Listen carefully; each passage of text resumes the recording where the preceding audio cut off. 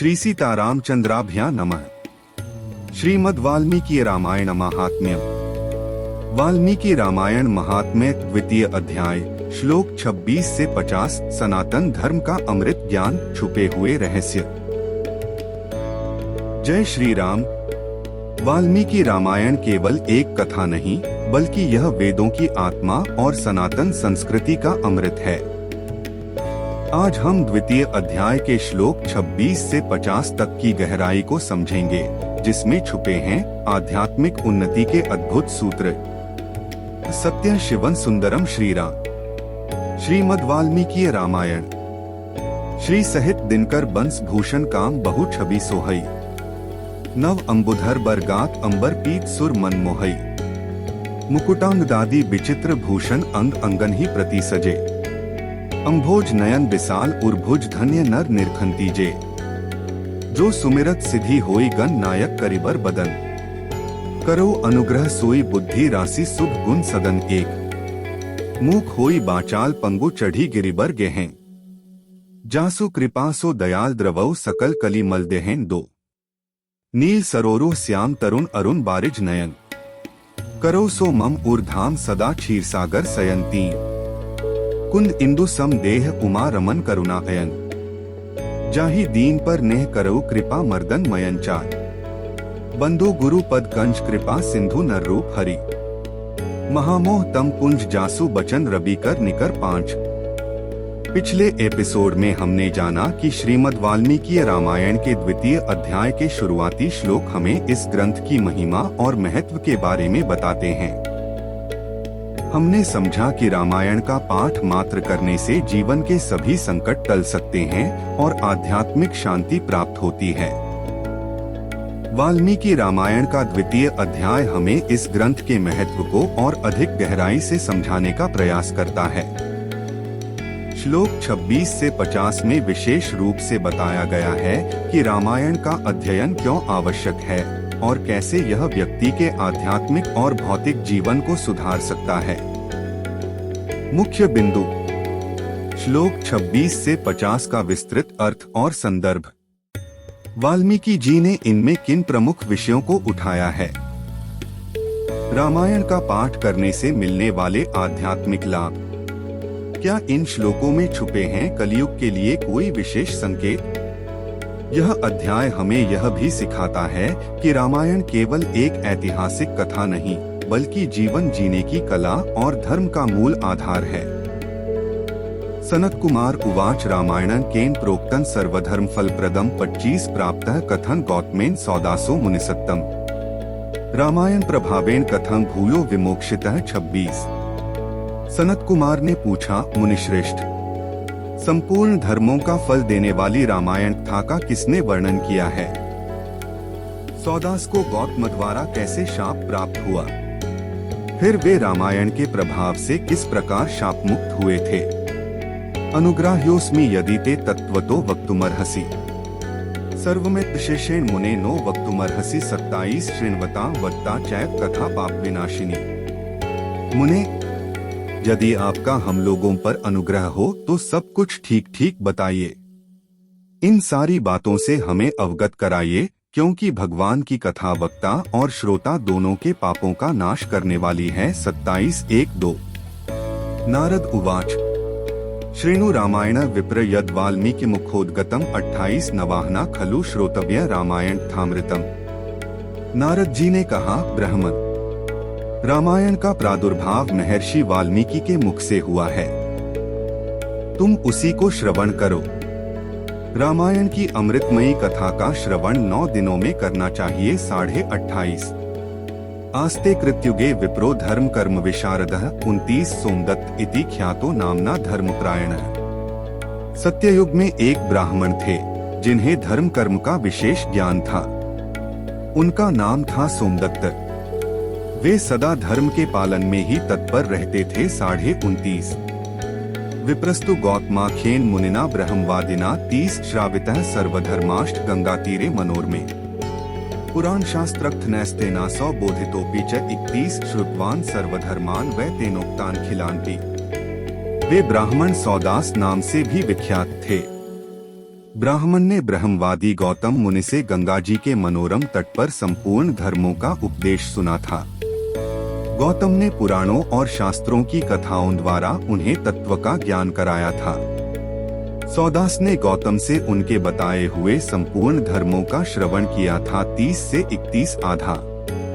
कदाचित परमेशस्य परिचर्या प्रोभवत 32 उपस्थितायापि तस्मै प्रणाम न चकार से। एक दिन की बात है, सौदास परमेश्वर शिव की आराधना में लगे हुए थे। उसी समय वहां उनके गुरु गौतम जी आ पहुँचे, परंतु सौदास ने अपने निकट आए हुए गुरु को भी उठकर प्रणाम नहीं किया। 32.5 सतु शांतो महाबुद्धिर गौतमस्तेजसा निधियः 33 शास्त्रोदितानि कर्माणि करोति समुदयः। परम बुद्धिमान गौतम तेज की निधि थे। वे शिष्य के बर्ताव से रुष्ट न होकर शांत ही बने रहे। उन्हें यह जानकर प्रसन्नता हुई कि मेरा शिष्य सौदास शास्त्रोक्त कर्मों का अनुष्ठान करता है। 33.5 यस्त्वर्चितो महादेवः शिवः सर्वजगद्गुरुः 34 गुरुवज्ञाकृतं पाप राक्षसत्वे नियुक्तवान् उवाच प्राञ्जलिर्भूत्वा विन्येषु च कोविदः 35। किंतु सौदास ने जिनकी आराधना की थी, वे संपूर्ण जगत के गुरु महादेव शिव गुरु की अवहेलना से होने वाले पाप को न सह सके। उन्होंने सौदास को राक्षस की योनि में जाने का शाप दे दिया। तब विन्यक्लाकोविद ब्राह्मण ने हाथ जोड़कर गौतम से कहा। 34 से 35 विप्र उवाच भगवन् सर्वधर्मज्ञ सर्वदर्शिन् सुरेश्वर क्षमस्व भगवन् सर्वं पराधः कृतो मया। 36 ब्राह्मण बोले, संपूर्ण धर्मों के ज्ञाता, सर्वदर्शी, सुरेश्वर, भगवन, मैंने जो अपराध किया है वह सब आप क्षमा कीजिए। 36 गौतम उवाच ऊर्जे मासे सिते पक्षे रामायण कथामृतम् नवाहना चैव श्रोतव्य भक्तिभावेन सादरम। 37 नात्यंतिकं भवेदेतत् द्वादशाब्दं भविष्यति। गौतम ने कहा, वत्स, कार्तिक मास के शुक्ल पक्ष में तुम रामायण की अमृतमयी कथा को भक्तिभाव से आदर पूर्वक श्रवण करो। इस कथा को 9 दिनों में सुनना चाहिए।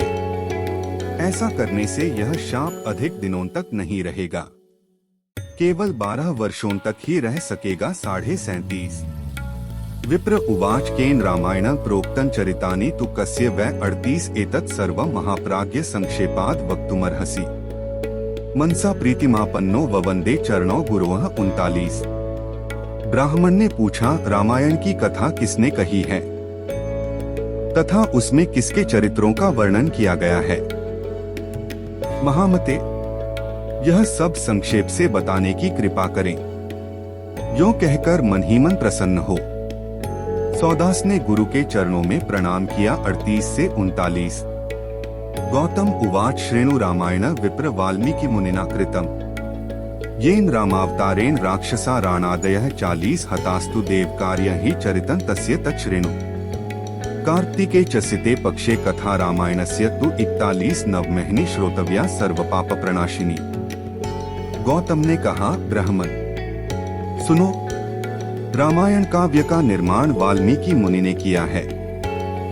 जिन भगवान श्री राम ने अवतार ग्रहण करके रावण आदि राक्षसों का संहार किया और देवताओं का कार्य संवारा था, उन्हीं के चरित्र का रामायण काव्य में वर्णन है। तुम उसी का श्रवण करो। कार्तिक मास के शुक्ल पक्ष में 9वें दिन अर्थात प्रतिपदा से नवमी तक रामायण की कथा सुननी चाहिए।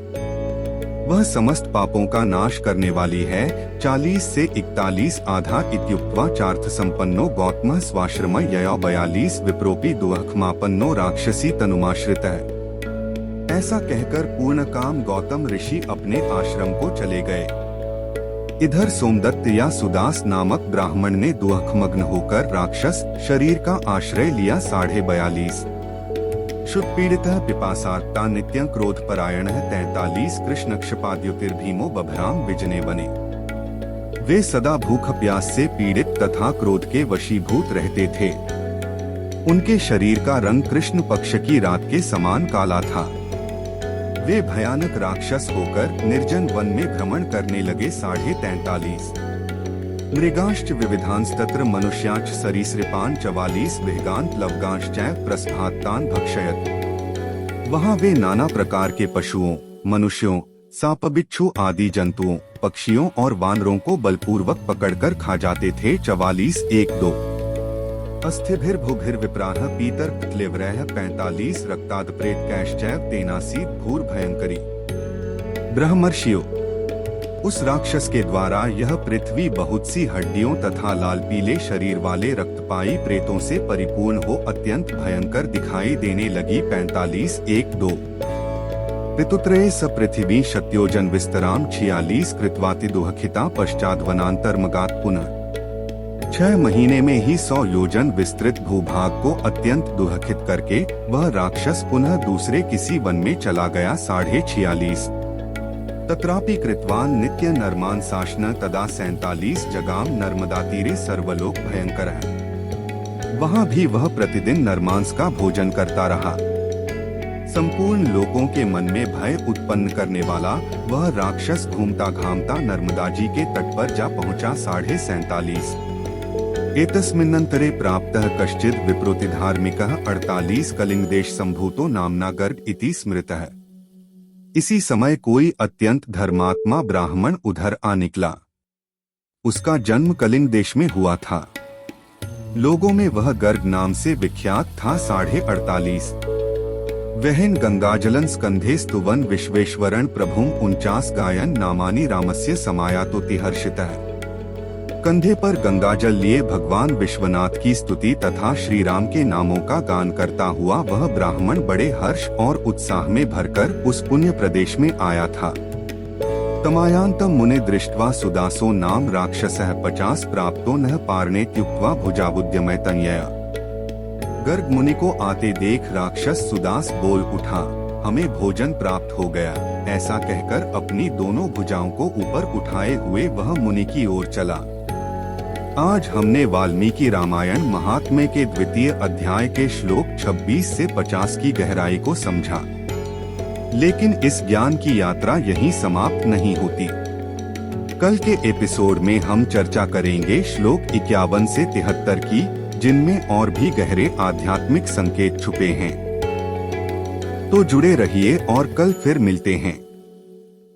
अगर आपको यह वीडियो पसंद आया हो तो इसे लाइक करें, शेयर करें और अपनी राय नीचे कमेंट में जरूर दें। चैनल को सब्सक्राइब करें और बेल आइकन दबाएं ताकि आप हमारी कोई भी अगली वीडियो मिस न करें। आपके क्या विचार हैं इन श्लोकों के बारे में? कमेंट में हमें बताइए। कल के वीडियो में मिलते हैं 3 अध्याय के श्लोक 51 से 73 के साथ। जय श्री राम। नमामि श्मीशान निर्वाण रूपण विभुम व्यापकं ब्रह्म वेद स्वरूपम। निज निर्गुण निर्विकल्पन निरीह चिदाकाशमाकाशवासं भजेहम। निराकार मोह करमूलन तुरीय गिराज्ञान गोतीत मीशं गिरीशम। करालं महाकाल कालं कृपालं गुणागार संसार पारण नतोहम। तुषाराद्र संकाश गौरण गभीरम मनोभूत कोटि प्रभाश्री शरीरम। स्फुरन मौलिकल्लोलिनी चारुगंगा लसद्भाल बालेन्दु कंठे भुजंगा।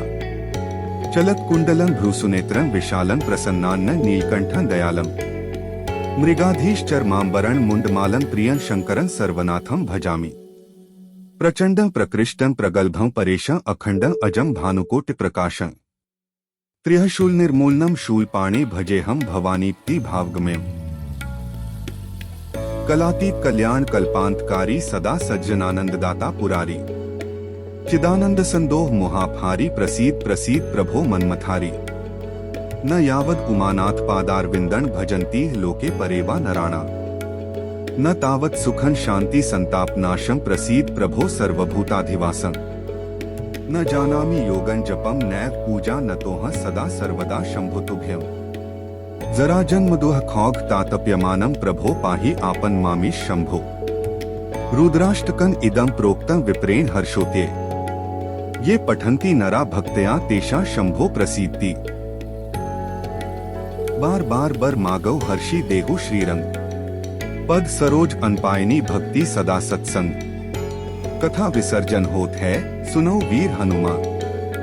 जो जन जन्म से आए हैं सो तन्ह कर ही पया। बोलो सियावर रामचंद्र जी की जय। राम भक्त हनुमान जी की जय। उमापति महादेव जी की जय। मंगल भवन अमंगलहारी, द्रवहु सुदसरत अजिर बिहारी। दीन दयाल बिरदु संभारी, हरहु नाथ मम संकट भारी। जय सिया राम, जय जय सिया राम।